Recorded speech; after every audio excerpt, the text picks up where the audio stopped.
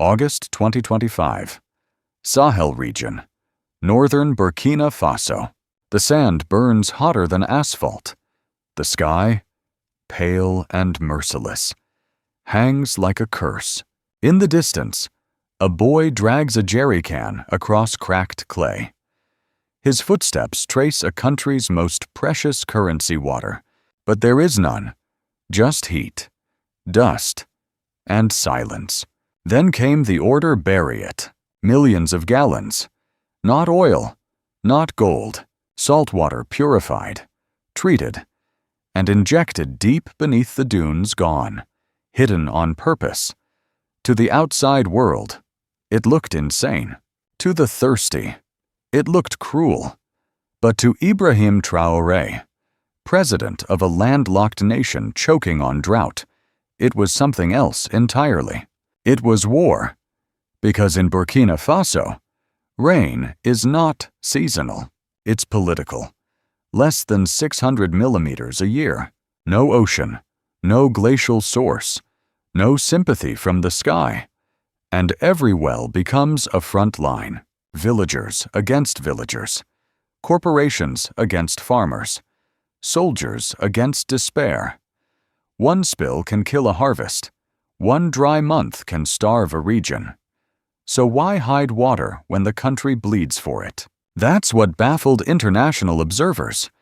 But Traoré wasn't playing by colonial logic. His answer came not through speeches, but through pumps, pipelines, and sand. It came through a directive marked Classified 44B, a sovereign water doctrine written not in ink, but in brine. Project Silent Reservoir. Thousands of barrels of desalinated water buried under layers of treated sand, wrapped in hydrophobic membranes, protected from evaporation, theft, and war. Monitored by AI systems built in Ouagadougou, powered by solar microgrids, invisible to satellite reconnaissance. No IMF funds, no UN blueprint, no French contractors. Only Burkina Faso youth engineers under 30 trained in Agra and Addis Ababa, guided by a single doctrine. Water is not charity. It is sovereignty. The West called it wasteful, reckless.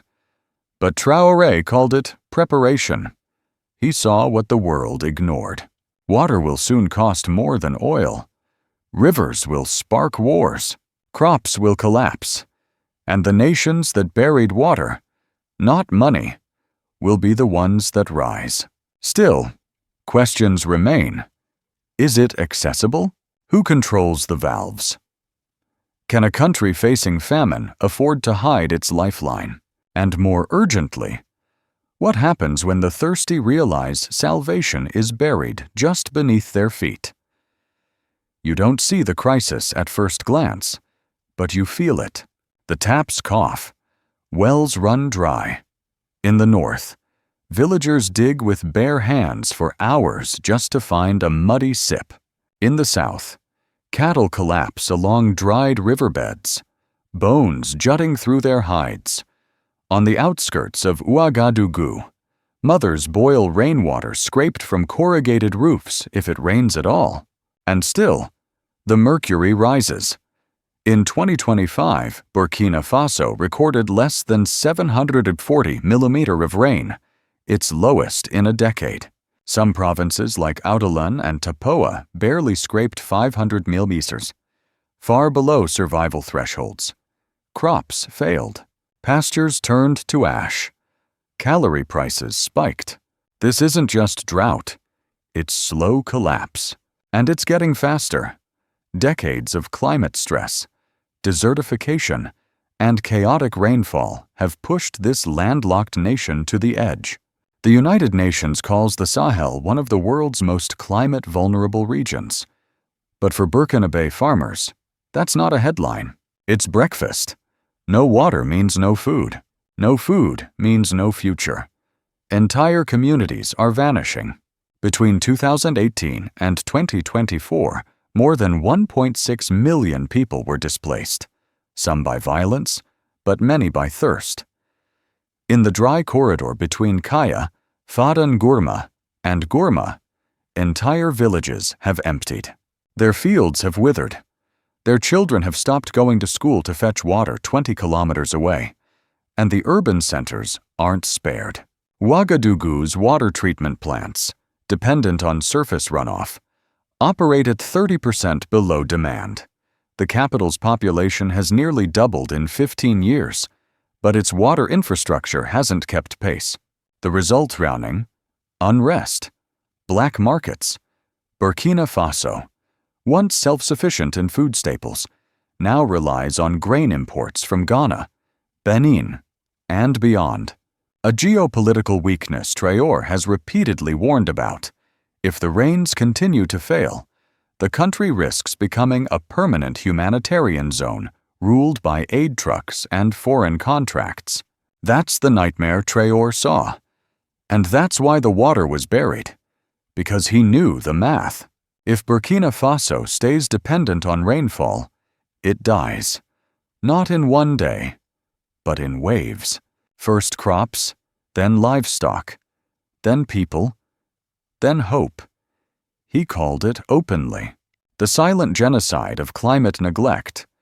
And behind closed doors, officials used a different term: hydro-exodus, the mass displacement of millions, not by bombs, but by dust, not by warlords, but by weather. So, what do you do when the clouds betray you? When rivers vanish and aquifers retreat? You dig, not for oil, but for water. And then you hide it from the storm. Because in the coming decades, the most powerful weapon a nation can hold may be a map of where the last clean water lies buried. But what happens when other nations realize that Burkina Faso, one of the poorest countries on earth, may already be holding that map? Boom. The pump hissed. Valves sealed. Water disappeared into the sand. Not lost. Stored. Not wasted. Preserved. Not forgotten. Weaponized. In the eyes of Ibrahim Traoré, this was not engineering. It was doctrine. Because to him, water isn't charity. It's sovereignty. Burkina Faso, 2025. A country where every gallon is a negotiation. Where rivers don't flow, they vanish. Where foreign companies bid for drilling rights like prospectors bidding for diamonds. In this harsh calculus of survival, Traoré made a declaration that stunned his cabinet and shook the donor class. Water is not just for drinking. It is the foundation of national independence. It wasn't a metaphor. It was policy. Written into Directive AGXS 11025. He codified what no other African leader dared say out loud. Water belongs to the state, and it must be protected like uranium, gold, or oil. That's why the water went underground. Burkina Faso's temperatures are climbing. Evaporation rates have jumped by over 16% in the last decade. Conventional reservoirs lose billions of liters to open-air heat. So, Traoré ordered a radical shift subsurface hydration bunkers using desalinated brine stored beneath engineered dunes, insulated with triple-layer geomembrane shielding. The science is real. The symbolism even more so. He compared it to the way the French guard their nuclear fuel, to the way the Saudis manage oil beneath the Rub al-Khali desert. Only this time, it wasn't for export. It was for Burkinabe children who may one day be born into a world without clouds. And he said it without blinking. If we don't act today, our children will die of thirst tomorrow. And it won't be because God failed us. It will be because we failed to prepare. To Traoré, burying water wasn't burying hope. It was preserving the right to survive without permission. And in doing so, he challenged the entire global water narrative that Africa must beg for it, import it, or watch it trickle down in the form of aid. This vision sparked outrage in boardrooms from Brussels to Geneva, Water to them was a commodity. To him, it was a line in the Constitution. And so, while foreign contractors proposed more aid-funded dams, Traoré built micro-catchments, gravity-fed storage spheres, and sealed reservoirs immune to sabotage, sun, and speculation. His goal wasn't to be praised by donors. It was to ensure that Burkina Faso would never again need them. Some call it paranoia. Others call it prophetic. But ask yourself, in a century where climate is currency, what is more valuable than the ability to create your own rain beneath your own feet? It started with the sound of shovels. Then came concrete. Then water trapped, not lost. Across the dry lands of Burkina Faso, valleys once cracked and scorched are now rimmed with levees, hillsides carved into catchments, and in the heart of rural provinces from Boulay de Moon to the Sahel region, an unrelenting campaign is unfolding. Hundreds of small and mid-sized dams rising quietly but decisively. They don't look like mega-projects. There are no flashy ribbon cuttings, no IMF billboards, no foreign consultants, and no SUVs. But these dams, modest, strategic, and hyper-local, are saving Burkina Faso one raindrop at a time. The strategy is simple, but the logic is revolutionary. Don't chase the river, catch the rain. In a country where rainfall is erratic and short-lived, Traoré's government has shifted its entire national water policy under program FST4.2, launched in 2023. Over 318 micro-dams and retention basins have been built or restored in just 24 months. Their purpose: catch floods before they destroy, store water before it escapes, recharge aquifers before it's too late. Engineers call it managed surface retention with vertical infiltration, but to farmers in Koudougou and Yatena, it just means the corn grows again. And it's working. Rain that once vanished within hours now stays, seeps, and sinks. Underground water tables, previously in freefall, have begun to stabilize. Local agriculture, once paralyzed by drought, is rebounding. Dry season farming is back. Women's cooperatives are planting tomatoes in October. Millet fields shine green in November. Goat herders no longer trek 30 kilometers for water troughs. The impact goes beyond agriculture. Dams reduce flood damage in lowlands. They replenish wells. They support solar-powered irrigation grids, spreading water equity to regions long neglected. In some cases, village yields have doubled within a single cycle, according to the National Water Agency's July 2025 report. But here's the deeper layer. These dams aren't just tools. They are territorial claims. Each concrete wall is a declaration: this water stays here. Each reservoir is a refusal: we will not depend on aid when the skies fail. Because, make no mistake, water is now a geopolitical chess piece. Across West Africa, global firms are buying water access the way they once bought mines. Climate bonds, water futures, patented filtration technology. But in Burkina Faso, grassroots communities are building something they can't own. A grassroots water grid immune to speculation. This is not just engineering. This is a form of resistance. Rain is no longer a gamble. It's an asset. And the Burkinabe are holding on to every drop. But as the country catches its own rain, stores its own future, and buries its own lifeline beneath layers of sovereignty. A troubling question remains: what happens when those who profit from water scarcity realize that Burkina Faso is no longer thirsty nor for sale? The drill stopped. The reading came in, and silence fell.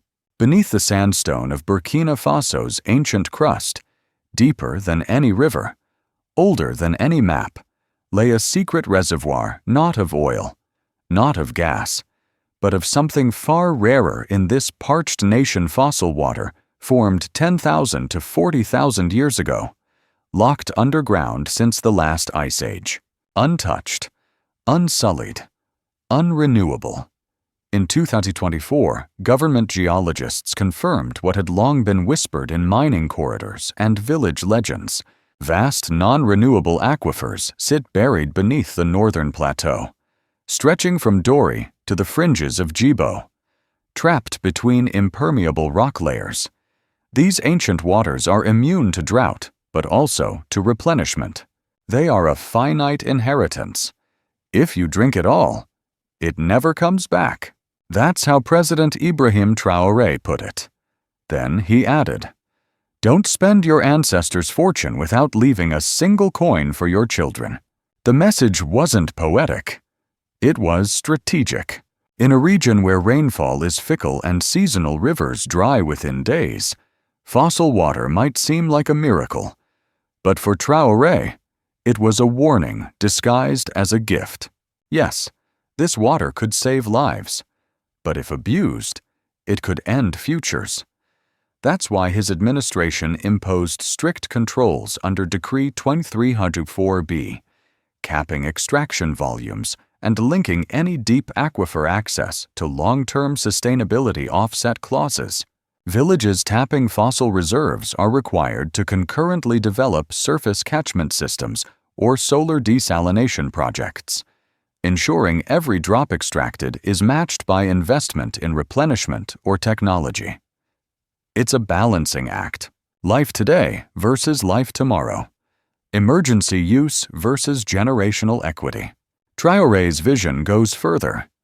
He's labeled fossil water a strategic, non-replenishable asset, placing it legally alongside Burkina Faso's gold and uranium reserves.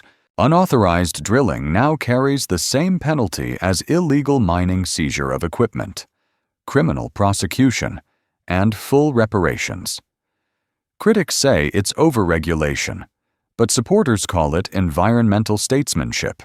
In a world where even fresh water is traded as a commodity, Traoré is making a stand few dare. Water is not a product, it is a legacy.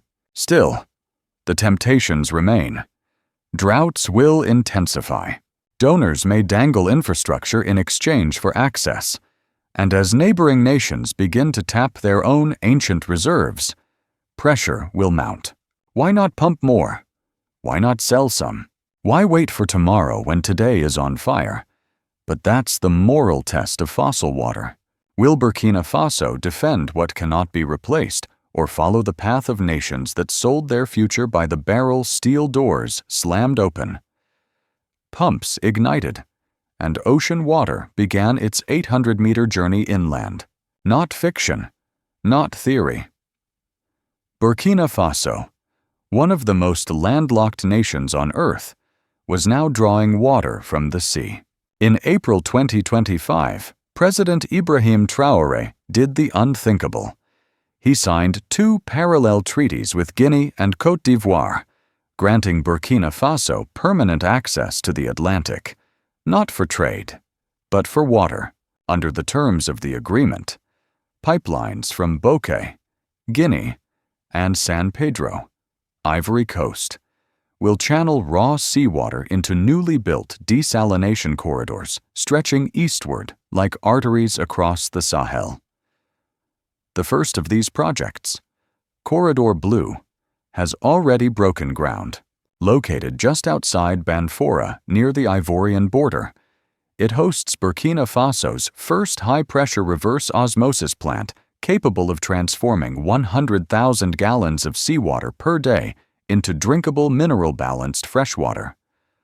The cost is high, the risk enormous, the energy demand massive, and yet, Traoré looked straight into the camera and said, "Life has never been cheap, and if there is a cost to secure it for our children, then let us be the ones who pay it." This wasn't just a desalination project. It was a defiance of geography. Burkina Faso has no coast, no river ports, no direct maritime rights. but through strategic diplomacy, legal innovation, and bilateral cooperation, the country now owns water corridors protected by international law, functionally turning saltwater into a sovereign import. Immune from aid conditionalities or IMF bottlenecks, critics were quick to condemn the move as impractical, unsustainable, and expensive. But engineers from India and Algeria, nations with decades of desert water experience, were brought in. Solar farms were scaled up to power the plants. Salt byproducts were channeled into industrial reuse, and villages near the new lines began to see what they hadn't in decades: clean, reliable water in the middle of a dry season. This is where policy meets symbolism, because Traoré isn't just quenching thirst. He's building a new map of Africa, one where landlocked doesn't mean powerless, one where water doesn't wait for clouds, one where sovereignty is measured not by the size of a navy, but by the ability to make the sea drinkable across borders. And once again, the world watches. The UN calls it ambitious. The World Bank calls it fiscally concerning. But the people of Dano, Gawa, and Lao call it something else, a miracle they never thought they'd live to see. Still, one question ripples louder than any pump or turbine. If a landlocked nation can turn saltwater into independence, what excuse do the rest of us have? No water in the sky, no river on the map, but something moves beneath their feet. In the dry belly of Burkina Faso, beneath fields once abandoned to dust and cracked soil, a new sound hums just below the surface. Not thunder, not rain, but pressure. High-pressure pumps move desalinated seawater across hundreds of miles, silently and invisibly. They call it the Invisible River, born from salt and engineered through steel. It's not visible from satellites. It doesn't shimmer like the Nile or roar like the Amazon. But under the red clay of West Africa, a man-made subterranean artery now flows from Banfora to Kaya, from Ouagadougou to the borders of Niger. The concept defied logic when it was first announced in late 2024. A desert nation with no coast building a vast network of buried pipes to circulate desalinated water across provinces. Even allies raised eyebrows. But Traoré didn't flinch. Backed by bilateral water access agreements with Guinea and Côte d'Ivoire, and funded through a mix of African Development Bank bonds, India-Burkina tech credits, and sovereign wealth energy offsets, the project now spans over 1,200 kilometers of underground pipe, reinforced with thermoplastic polymer shielding and protected by national security law. Its function is everything. The Invisible River feeds irrigation hubs in the center-south. It fills emergency tanks and refugee zones near Djibo. It powers hydroponic farms in Koudougou and cools biomedical labs in Bobo Dioulasso. Even the data center of Kougou, host of Burkina Faso's new sovereign cloud, draws from it water recycled in closed-loop cooling systems. But this is more than infrastructure. This is myth turned mechanism. A dry nation that summoned its own underground river not through prayers, but through policy. Not by begging the clouds, but by bending science and diplomacy to its will. In classrooms, students recited specs like scripture. In mosques and markets, it's praised not as a miracle, but as proof. Proof that sovereignty is no longer a speech. It is measurable in meters of buried pipe, in the pressure of valves, in liters per second. Traoré framed it perfectly during a national broadcast in July 2025. Some nations were born with rivers. We built ours beneath the sand for our children, for the next century. But beneath that pride simmers a question, and not just for Burkina Faso. If the world can engineer a river in the middle of a desert, what else have we been told is impossible? Simply because it was inconvenient to build. The wind howls across the Yatenga plains. Dust rises. The sun glares like a furnace overhead. On the surface, there is nothing but scorched earth and silence, a landscape etched by centuries of heat and hardship. But below, something else, a river unseen. Artificial, unyielding flows beneath Burkina Faso's feet like a lifeline carved in steel and vision. This is not fiction. This is Burkina Faso in 2025, a landlocked country with no coast, no Great Lakes, no mighty river, yet now home to a man-made water grid more advanced than many coastal nations. It begins with desalination plants on the Atlantic. It ends with irrigation valves in the Sahel. In between, thousands of kilometers of pipe, dozens of pump stations, underground reservoirs, digital flow controls, all built not by accident, not by charity, but by choice, by design, by sovereignty. President Ibrahim Traoré stood before the nation this August and delivered a statement historians may one day quote as a turning point. "We did not wait for the clouds. We did not wait for permission. We did not wait for aid. We acted. This is not just a new water system. This is a revolution. It's a revolution measured not in protests or slogans, but in liters per second, in solar-powered diesel units, in farmland once abandoned, now blooming with crops. But more than that, it is a philosophical rupture, a rejection of the old narrative that Africa must wait, suffer, and receive. Burkina Faso chose to build, to engineer, to own, and in doing so, it offers a challenge to the world. If a landlocked nation with limited funds, scarred by drought and conflict, can lead a water revolution, what excuse remains for the rest of us? This isn't just a national story. It's continental. Across the Sahel, across sub-Saharan Africa, young engineers are studying what Burkina Faso just proved that climate is not destiny. That, with political will, scientific resolve, and legal independence, even the desert can be bent to serve life, not erase it. This is the dawn of something deeper than infrastructure. It's the rise of a doctrine. Water is not just a need. It is a right, a resource, a weapon, a flag.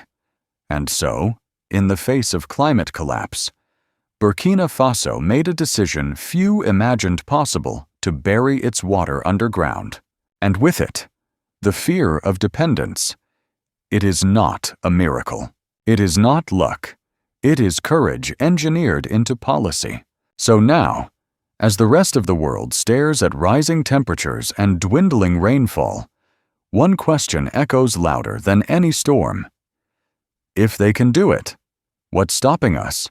If this story moved you, save the video, share it, and leave a comment, because somewhere out there, a young engineer or farmer is listening, and they may be the next to turn dust into